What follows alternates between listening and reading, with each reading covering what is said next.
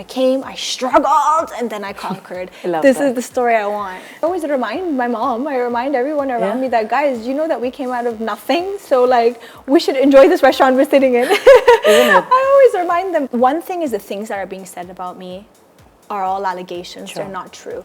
And then another thing is proof, being seen with different men, dating different men, and pictures of you and spotted with different men. I never wanted that for myself. I wanted to protect my reputation and my image. And I don't want that one day if I fall for someone and someone wants me for something serious for the future, I don't want them that in the end of the day they go and they Google and they see all of that stuff. You definitely have to. There's so many clout chasers, there's so many liars, and there's so many men who they just want to manipulate you and use you for what you bring to the table. Someone has told me that, listen, all right, Dilber's just released, there's a wave happening, there's an explosion. Now I think the whole plan for you should be just being famous for being famous. That's it. Just be famous. And I'm like, bro, I did not leave Canada and sacrifice everything and come here and take so much shit just to be famous. And I have so much to offer. Like, I'm so talented and I'm educated. Love it. Why would I not be a woman of substance in the industry? Hello everybody, I'm Rudrani and welcome to Zoom Speak Easy. My guest today is a woman that we all love. She's fearless in what she does. She always chooses to be who she is, and she's getting great work now and completely deserves it. Of course, talking about the beautiful Nora Fatehi. Hello. Thank you. You know I mean it. Of course, I know you mean it. That's what I love about your introductions. And I said fearless because, you know, besides the fact that you created your own space here, you were told to not do so many things, and you believed in it and continued doing. Sometimes when your choices that you make comes out to be the right decision, it's a very strange validation that you feel. It is a very strange validation, but it also reinforces the fact that, yes, my instinct is right. My intuition is right. So I need to follow my instinct and the idea of having immense self-belief to continue to have immense self-belief. 100%. And of course, congratulations. Looks like you have got back the comedy that the people have loved before, and now they are loving Madgaon Express, and you're a part of that. People finally come out and say how good Nora is. I know, right? What an evolution, right? Where we were and where we are now. It's crazy. There was a belief that dancers can't be actors. And and you particularly, you know, you've been through your own journey here, the entire struggle bit of it, to even feel respected. You are getting respect as an actor, and that changes so much. Let's talk about that. Wow, I mean, there's so much layers to this. One is the fact that I was standing amongst 3 brilliant actors. Let's start there. And that is something I was very nervous about. I'd said in a previous interview that when I met them the first time for a reading, we went to Alibag, we did a workshop. On my way there, and I don't think they noticed because of my poker face, but I was really freaked out because I'm like, I know who these boys are. I've admired their work, you know, Scam, Mirzapur. And I know the fact that they're going to just look at me and be like, yo, she's not bringing anything to the table except good looks or a song. And I don't want that. I mean, I love the fact that I can be considered as someone who aesthetically adds to the frame and can perform well in a dance number. I'm very humble and grateful for that. But this project was supposed to be for something else. And I wanted to prove myself to them, and I kind of wanted that respect from them. And I knew that they might have some preconceived notion about me. But when I met them, immediately after 10-15 minutes of speaking to me, their demeanor, their perception about me changed, and they were so welcoming and so nice and warm, and I suddenly felt so comfortable around them. And I think with that fear of wanting to, or that want of wanting to be respected, I made sure I brought my A game on set whenever I was doing my scenes with them. Made sure I knew my lines left, right, and center. Made sure my language was on point. Made sure my delivery was on point. And made sure I knew what was going on.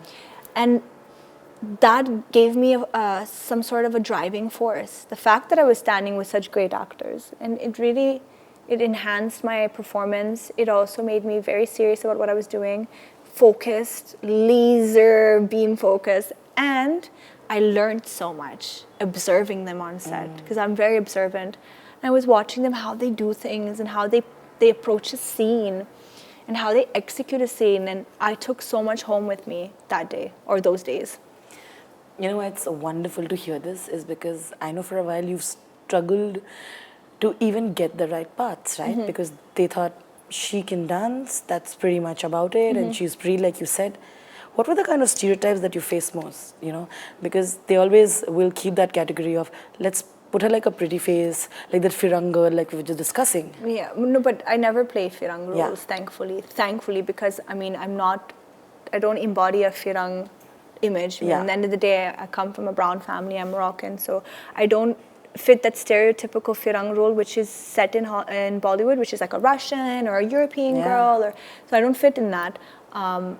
And I didn't come for those roles. I came to play roles that resonate with the audience, and that's why I learned Hindi, and that is why I assimilated and I molded myself to fit the audience and this industry. But I think what the stereotype was is, well, you know, why get her to do it when we can get our girls to do it? I think that was more of it, and having to kind of convince them and show them that I'm here to stay. That was a bit of a journey. And I think the audience and the support of my fans and the numbers kind of put pressure on filmmakers to take me seriously. That boss, she's not here for 15 minutes, she's here to stay. Yeah. And a lot of the noise I made internationally on international platforms also garnered me a lot of more respect. Yeah. But I mean, look, in the end of the day, you can't expect someone like me to just pop off in India and then out of nowhere and then get all the opportunities and be accepted and be loved and work, and it doesn't work like that. It has to be a gradual step. It has to be, you know, like, for example, I look at my career and my journey as like an analogy of a staircase, and a staircase has different steps, and I'm just climbing those steps one by one until I reach the ultimate goal. And someone coming from Canada who's Moroccan, who can assimilate and look like, you know, an Indian girl, is here, but she doesn't know Hindi, she doesn't know anybody, she doesn't have connections, she doesn't have a boyfriend here, she doesn't have a godfather, she doesn't have cousins, aunts, uncles, nieces, nephews, best friends. Who is this person? Even I would be like, can I take this person seriously? Do I know this person is going to be here for the long run? These are a lot of questions, rightly so. So I had to prove myself. I'm here to stay. I'm not going anywhere. I had to prove that I'm multi-dimensional as an artist. I'm multi-talented as an artist. I have a lot to bring to the table. And you cannot expect anyone to think that right off the bat. They have to explore. They have to see. You have to prove it. So I think the span of the last 9 years, 8, 9, 10 years, that's all I've been doing is proving myself. And I think that is why your journey becomes so much more important to celebrate, because you give hope to so many, you know, Nora, who've been told that, no, you're different, you can't fit here, and this is what we want, this is the kind of mold that we want. You would not fit any mold. You've created your own mold. Create my own lane, for sure, definitely. And I had to do that because I noticed that the times are changing, our society is changing. We need inclusivity in the industry. We need to represent in the industry different types of personalities, different types of looks. India is such a big country, and within this country we have different shades of people with different hair textures, people with different way of speaking, mentality, personalities, backgrounds, stories. Why are we not representing all these people? And I felt Bollywood at one point was going only one direction. I'm glad now with the kind of writers we have and with social media and, you know, the new generation, things are changing. We have different scripts and stories and characters being written. People are more open-minded to accept that an Indian Bollywood actor doesn't have to look one specific way, you know. And this is a great time to be part of the evolution. 100%. No, which is why I bring up this, the fact that you are being so successful today is a thing, a story that will be told and retold by so many people, right? But of course, there were naysayers. And like I said, the victory is in the fact that you proved all of them wrong. What are some of those comments that you remember today and you laugh off, saying that, you said this, but look where I am? Comments, maybe not. I mean, I don't really care about social media comments. Not those. But maybe like industry people or your peers or people that you really want to work with, and maybe people in your team. Things like, oh, look, it's not going to happen. It's really difficult. You should stick to what you're good at. I mean, I'm good at so many things, so it's like, be specific, Yeah. Love that. Or things like, why don't you just be famous for being famous? That's easier. Let's just work on that and make a lot of money. So thankfully, my brain and my personality never accepted that. I always thought, what? That's the most ridiculous thing I've ever heard. And someone has told me that, listen, all right, Dilbar's just released. There's a wave happening. There's an explosion. Now, I think the whole plan for you should be just being famous for being famous. Yeah. That's it. Just be famous. And I'm like, bro, I did not leave Canada and sacrifice everything and come here and take so much shit just to be famous, And I have so much to offer. Like, I'm so talented and I'm educated. Love it. Why would I not be a woman of substance in the industry? So that's when I had to leave those people. But yeah, these are the kind of people you meet whose the scope of their vision is very narrow. And it's not my job to constantly try to widen the scope of their vision. So I just take an exit and I just leave and I keep going with my journey. And my journey is kind of like it's like a train. You want to be a part of it, hop on the train. Yeah. You don't want to be a part of it, you get off the train and go to another station, Madgaon Express. Madgaon Express. And what an express that was. I love that. So many people ask me, hey, what is your advice to people, youngsters, anyone who wants to just follow their dream? It could be any dream. I'm always like, self-belief. That is number one. If you don't believe in yourself, you won't have the energy and the drive to improve yourself, to work hard. You will not have the work ethics, and you will not have the guard to protect you from the negativity, the haters, the naysayers, and people who are trying to bring you down. So self-belief is number one. That's probably the number one thing that helped me through this journey. In this industry, women who were, owning their sexuality and who were doing these numbers and who were, bringing this thing were only reduced to item girls, and they would. Oh, these songs were only reduced to item songs. That's it. There was no substance to it. There was no anything to take home with you except for, wow, this person looks great and is sexy, and that's it. And the song sounds amazing. But sorry, continue your question. No, absolutely. And I felt like you brought back that sense of power and that sense of respect to so many of those women who love dancing, who love those moves that they make. And I feel that's something that we should talk about, because for so many years, even if you walk in, like you said, they would not look at your respect. You're like, you're not actor enough. You're a dancer. And that divide is massive. And you've definitely made it really less. It had to happen because, look, essentially Bollywood has its identity because of dance and music. That's what makes it different from all the other cinema industries, Hollywood or any other industry. But right now, when we look at the top two major industries, it's Bollywood and Hollywood. But what differentiates Bollywood from Hollywood is the dance and it's the music. Yeah. That's what makes it unique. And then I'm like, okay, so if this is the elements that made you guys who you are today, why would you not respect it? Why would you not put it in a pedestal? You expect all your actors to know how to dance. You expect all the actors to break into a dance number, and then you expect the film to make money from the songs that you put in the film. And then you expect the background dancers to create grandness in the song, but you don't want to respect dance and what it brings to the table. I never understood that. That's something I thought was very illogical. There are moments in films that we look forward to, and those are the dance moments, and that's why someone like Helen exists. That's why she's iconic. That's why Katrina Kaif has become iconic. That is why Sanjay Leela Bhansali films are iconic. It's those moments where we can use music and dance, audio and visual art, and we fuse them together and we create a world. Now, what I did was just enhance the dance performance of these songs. It was to actually start sitting down with these filmmakers and saying, bro, you have good songs with you, you have a good audio. Now let's focus on the choreography, let's focus on the hook steps, let's focus on the power that the dance can do to this song.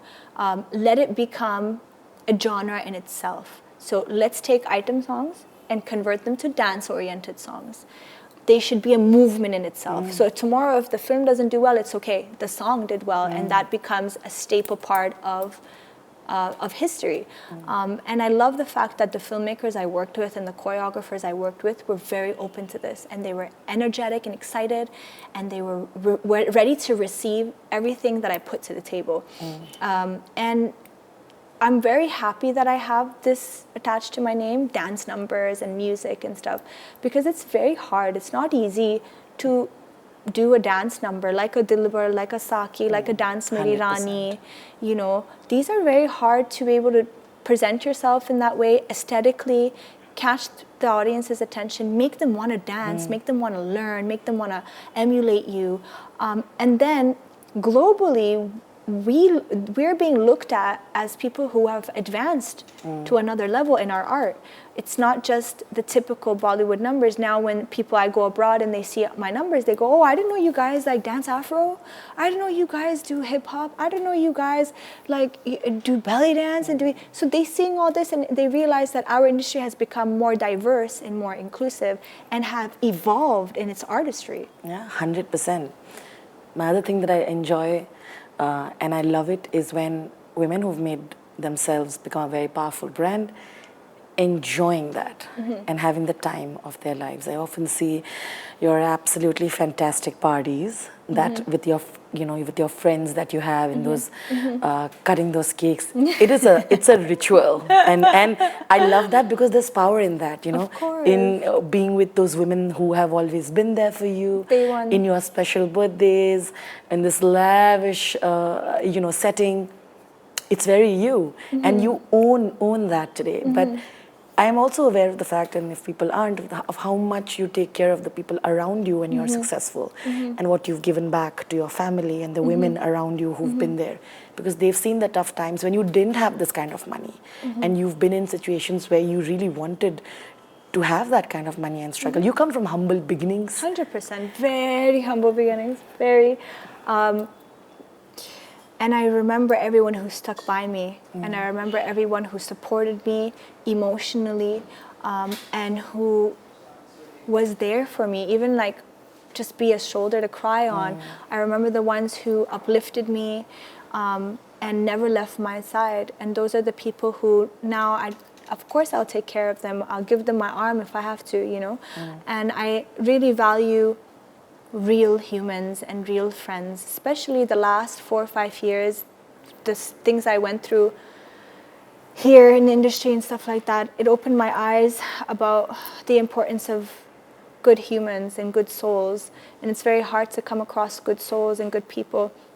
If you have them, then you have to really hold on tight and take care of them. So all these parties that you see, it's super cute. It's so cute. It's our moment to be together. We reunite.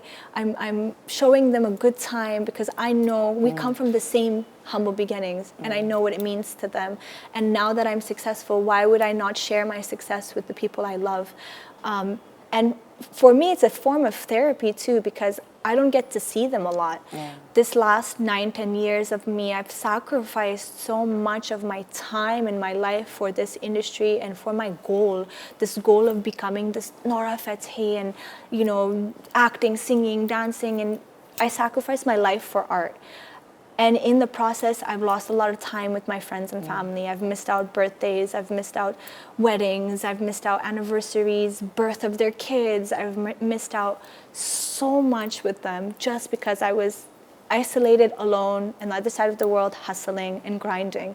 So now that I've reached this point of success and a bit of money, I use whatever time I have, even if it's 3 days in the year, and I use it to come reunite with them, all the people I love, and I spend it with them. It's beautiful. I know that, so which is why I wanted to bring it up. And also, I think, have there been emotional moments when you think of how hard it was to have, to get that money and to, go through it? sometimes when you're there with your mother, with your friend, think, do you remember the time when we didn't have anything? Has that happened? For sure. I always remind my mom, I remind everyone around me that, guys, you know that we came out of nothing? So like, we should enjoy this restaurant we're sitting in. Isn't it? I always remind them, but you know what? I do it as a joke and lighthearted, and we always laugh about it. And it's important to always remember your humble beginnings so that you stay humble and grounded. For me, this is not the end goal. I mean, I make money, fine, but I'm a breadwinner of my entire family still. I take care of all my friends. So I don't make money and then I swim in it and enjoy it. I obviously have to take care. I have a lot of responsibilities. And also I invest in myself a lot. I invest in my music career for the last 4 to 5 years. I've been producing all my music videos, my international music videos. I've been, spending a lot of money on solidifying myself in the international career. Now I'm enjoying the fruits of that labor. Ever since I just signed with Warner America, Warner Global, that's my first global record deal, thankfully. But had I not invested in myself, I don't think that I would reach this point with them, right? So the money is great, but a lot of that money goes into, upkeeping and supporting people. No, 100%. That hustle is all worth it now, but it is a hustle at the end of the day, isn't it? For sure, yeah. You mentioned Warner. I know what a big deal it is because you've been doing international collaborations on your own and getting them. You already have international collaborations, and, I know there's one coming up with CK. It's okay if you can't confirm it. I know it. It's fine. And you have more, right? Tell me that aspect when you think of what you have done there with music, going beyond, the actor and the dancer with you, and Oh man, I'm just so proud of myself. I mean, it just is an example of when you really have a vision, just stick to it and don't let anybody say anything to you. I always imagined the different opportunities that came my way as a blessing. Everything from Dilbar to Roar, Tigers of the Sundarban, to Jhalak Dikhla Ja, all of these things, right? I always said, okay, Nora, you're going to do this. And once you do it, if it works out for you, you have to take the next opportunity to another level. So when Dilbar released and that wave happened, I was like, okay, great, but I cannot be a girl in everyone's video forever, performing in everyone's song forever. I have to now make my own music. I have to now be the singer of the song. So I took that wave of Dilbar and I invested my money and produced Arabic Dilbar. And I said, it was just great. And I said, I was like, guys, this will be the moment where I open up a new market if the song works, and I open up a new career while I'm here trying to be an actor. And a lot of people are like, that's a waste of time. Why are you doing this? It worked so well for me because after Arabic Dilbar released, I became really known in the Middle East and North Africa as a singer, and I got so many opportunities after that. I reinvested my money into another international track called Pipita with Rayvani, so good, which I put in my YouTube channel. I own the rights of that song. I produced it, sang it. It's got 80+ million views.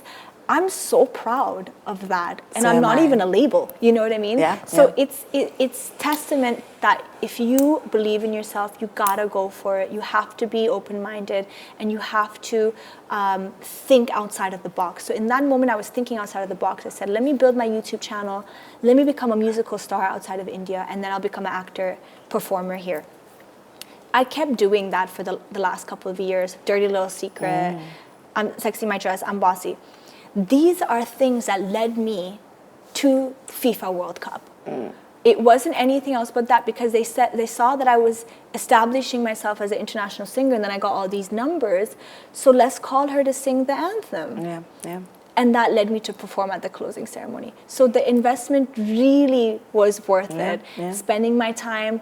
Producing music videos is very tough, by the way. Let alone I actually directed Dirty Little Secret too. It's very hectic, it's very tough, especially trying to navigate yourself through Bollywood and acting and, maintaining relevancy and all that.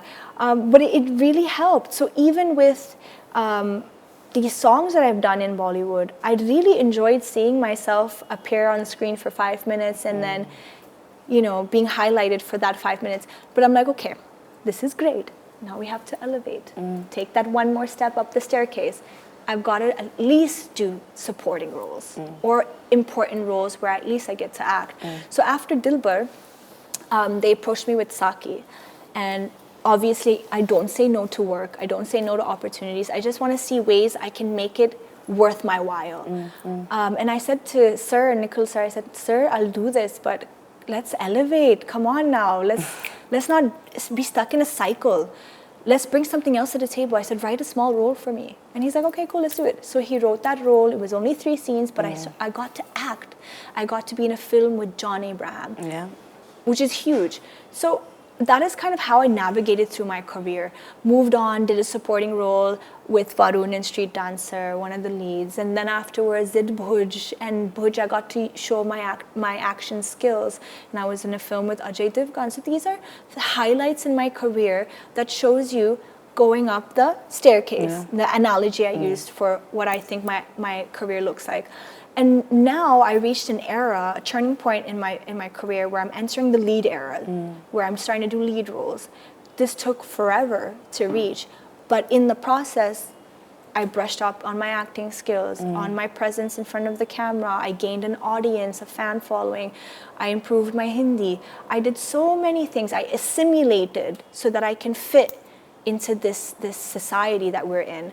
And now I'm doing lead roles, so now I feel like this is exactly the story I wanted for my brand, Nora Fatehi. It's this. I don't want that story of I came and I conquered. No, I came, I struggled, and then I conquered. This is the story I want. I love that, and the story is there. When I've spoken to a lot of successful women, and you are of course among them, and they say that it becomes even more difficult to find love. Definitely. Because they get intimidated by strong, powerful women who don't want anything else from you but love and support. And everything else they're taken care of. How's that journey for you? Because you're one of them.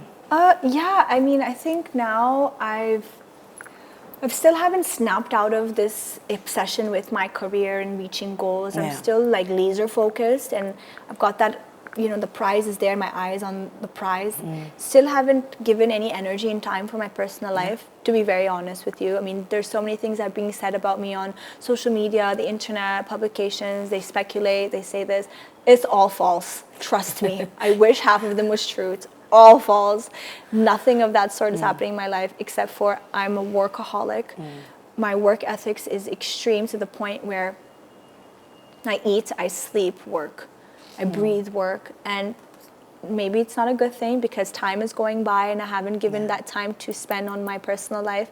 But at the same time, I'm very protective over my personal life and my space, and I don't let anyone in easily. I love that. And I mean, I don't know if that's a good thing or a bad thing. You have to protect yourself. You definitely have to. There's so many clout chasers, there's so many liars, and there's so many men who they just want to manipulate you and use you for what you bring to the table. And I'm not looking for that. I know what kind of man I want. I want a God-fearing, loyal man who's established. And I want a provider, to be honest with you. I want someone who will, if tomorrow I want to take care of the kids and the household and be a nurturer, I want the man to be okay to take care of the household and be a provider. So I'm looking for specific characteristics, but I don't think this is the right time right now. I'm not ready to receive anything right now. But I love that, and I hope everybody who's listening in will take a leaf out of your book, because protecting yourself and knowing what you want is important as well. 100%. Protecting your reputation too. Yeah, protecting your reputation. Like, I mean, one thing is the things that are being said about me are all allegations. They're not true. And then another thing is proof, being seen with different men, dating different men, and pictures of you and spotted with different men. I never wanted that for myself. I wanted to protect my reputation and my image. And I don't want that one day if I fall for someone and someone wants me for something serious for the future, I don't want them that in the end of the day they go and they Google and they see all of that stuff. And it's like, I get it, it's 2024, we're open-minded, we're liberal, but everything has moderation, everything has a balance. I want a good man, and I'm sure a good man would want a good woman too. So I'm always working on myself. You're not. I'm looking to take over the world. Exactly. That's what I need to do. That can be like a side thing. Yeah, that is welcome. That's a plus. But I'm looking to take over the world, and No, I'm not looking for any man. The man is Yeah. looking for me. I love that. And I love this energy. Thank you. And I hope that you will like Be Happy, which is releasing this year with Abhishek Bachchan. I really hope you like it. It's different. It's not like Madgaon Express. Madgaon Express is crazy, dynamic, fun. Yeah. This is more sweet. It's a family film. And I can't wait to see what your opinion is about that, and of course about the international music that's going to come out soon, because I know you love that. I'm going to obviously text you and we'll tell you immediately, like I did after I watched Madgaon. Yeah, for sure. And I'm super excited for you to see this sort of, again, another leash of life as this actor who's going to do very interesting roles. There were also rumors about you doing Helen biopic. I wish one day that happens. I'm manifesting it. Like, Yeah. I'm manifesting a Helen biopic. I'm manifesting a Sanjay Leela Bhansali film. I'm just putting it out there and hoping that it happens and it becomes a part of my story. Absolutely. Thank you so much. Thank you, sweetie.